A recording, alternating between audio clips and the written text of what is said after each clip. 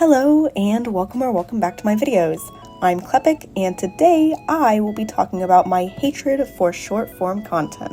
I will be dividing this video into two parts. Part 1, the negative effects it has on consumers, aka you and me, and part 2, why short form content is also terrible for creators, aka me, and possibly you. As the consumer of content, I want to talk to you for a moment just to recap why short-form content is so incredibly terrible. I am a consumer of content, I do this too. This is a reminder more so to the both of us of the detriments of short-form content. Short-form content, it quite literally rots your brain. I am not joking when I say this, it rots your brain, and I will speak more about that in a second. You spend hours on it instead of pursuing your own passions and work, and it is literally chemically addictive. You've heard this all before, I know you have, so have I, but you and I could always use a reminder of it. Adding to my reminder of how it's absolutely terrible for you, let me give you some statistics. There's growing evidence to suggest that some individuals can develop a dependency on social media that's not unlike an addiction to alcohol or drugs, says Paul G. Simeon, PhD, Vice President and Medical Director of Behavioral Health at Lee Health. Their overdependence on social media has led to symptoms typically associated with substance use disorders. When a person uses social media, they experience multiple small bursts of dopamine. Each time one's own post or photo is liked or commented on in a positive way, dopamine levels increase due to the social approval and attention from others.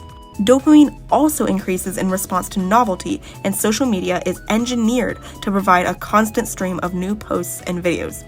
All of this leads to a very high dopamine level when using social media. However, as soon as the person logs off of social media, these dopamine bursts stop. This leads to negative feelings as dopamine levels in the brain drop. Few situations in life are able to generate as much dopamine as social media, so normal levels can start to feel too low. Users begin craving social media so they can raise their dopamine levels again. This is sometimes known as the dopamine loop. Our MRI results revealed a significant reduction in gray matter in the orbitofrontal cortex of individuals who used social networking sites compulsively, a study from Zhu et al. From Addiction Biology. Gray matter is like particles in your brain that you need for your information. Adolescents with a severe addiction to short-form videos tend to have worse sleep quality and anxiety, according to a study published by BMC Psychology. Great. So, social media, specifically short-form content, is literally addictive on the level of drugs, affects productivity, and I don't know about you, but I really hate wasting away hours in front of a screen every day. You don't want to rot in front of a screen. I don't want to rot in front of a screen either, unless it's a screen I'm drawing on. But here we are. You're watching a video with maybe 5 different speed paints going on in the background in attempts to keep your attention, and I'm pumping out short-form content in the hopes of growing somewhere as an artist. The sources I got this information from will be listed down below, and yes, I did just copy and paste most of that information from trusted articles because I am an art YouTuber, not a research YouTuber who knows how to paraphrase properly. Anyway, let's move on to adding to the garbage pile known as short-form content.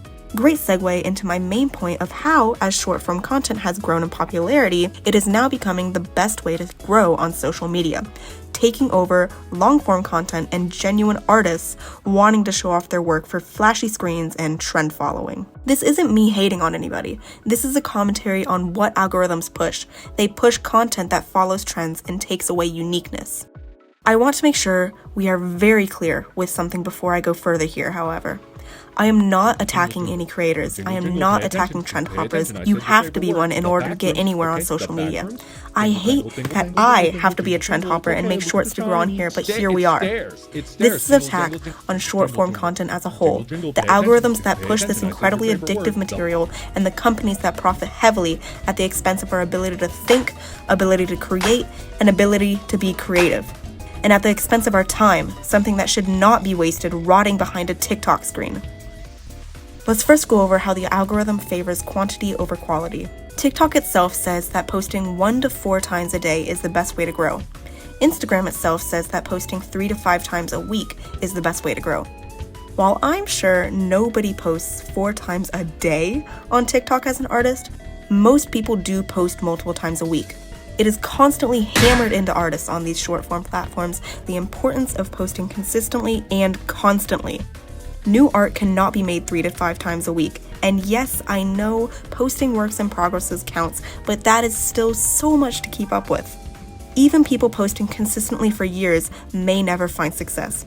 A bit of a personal anecdote here, but if you don't mind, I used to post on Instagram daily for years on an old account of mine and never got the magical jackpot video. You know the one that suddenly has 100 times the normal amount of views you usually get.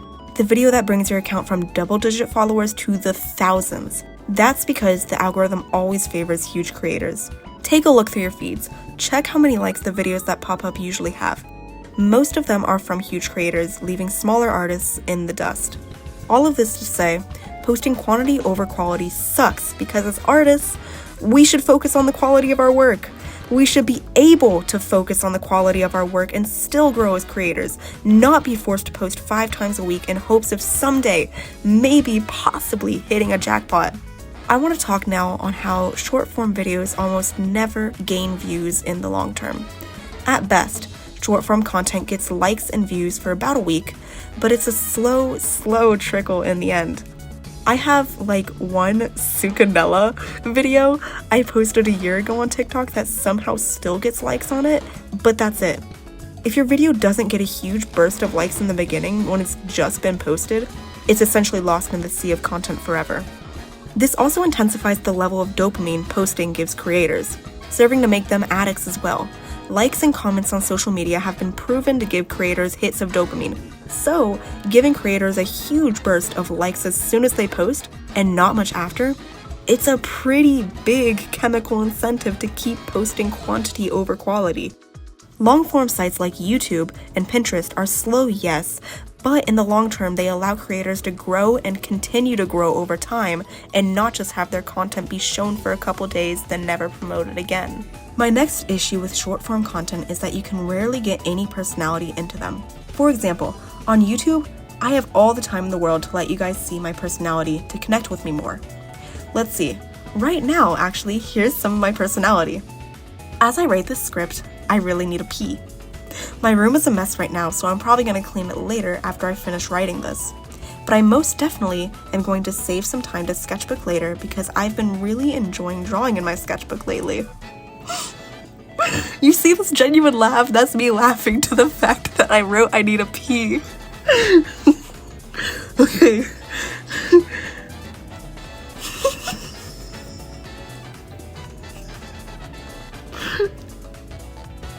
I lost my train of thought. I lost my place in my script. Help. Wait. I'm probably also gonna go out with my dad later to a coffee shop on the way to pick up his girlfriend from work. I usually write and work on my video game when we go out, so that'll be fun. Look, so much personality about me that I would never be able to fit in a short-form content video. Did you need that? Did you care? Probably not, but it still serves to show more of myself as a creator, as an artist, and as a person. I assume that probably took up about a minute of the video. TikToks and short-form content usually get the most views when they are short, snappy, and under 20 seconds. That wasn't anywhere near short and snappy. Viewers can't connect with the artist they look up to, and personality and feeling is such a big part of art. What is art, if not an expression of the artist? The expression of artists is completely lost in short form, however. Everything must be fast. Everything must be now.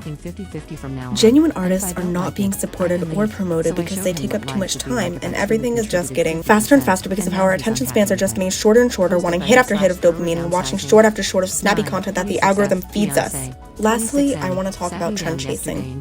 Quite literally, all that short form content is for artists now. Okay, that might be an exaggeration, but so much of short-form content for artists is trend chasing, hopping on popular videos and making your own version in hopes of making it big. Not an attack, because I'm so incredibly guilty of doing so. Trends can be fun to follow. Animation memes certainly prove that and have so many other trends. But I feel like all artists who post short-form content have made something at least once, just because it was popular and not because they actually felt passionate about it. Or maybe I'm just calling myself out here.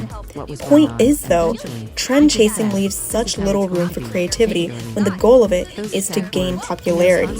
There is absolutely nothing wrong with wanting popularity or followers or a community. Hell, I want that too. But having to conform to trends and water yourself down to fit in such a short time frame is a problem. I hope this video helped to make you aware on what social media is doing to us.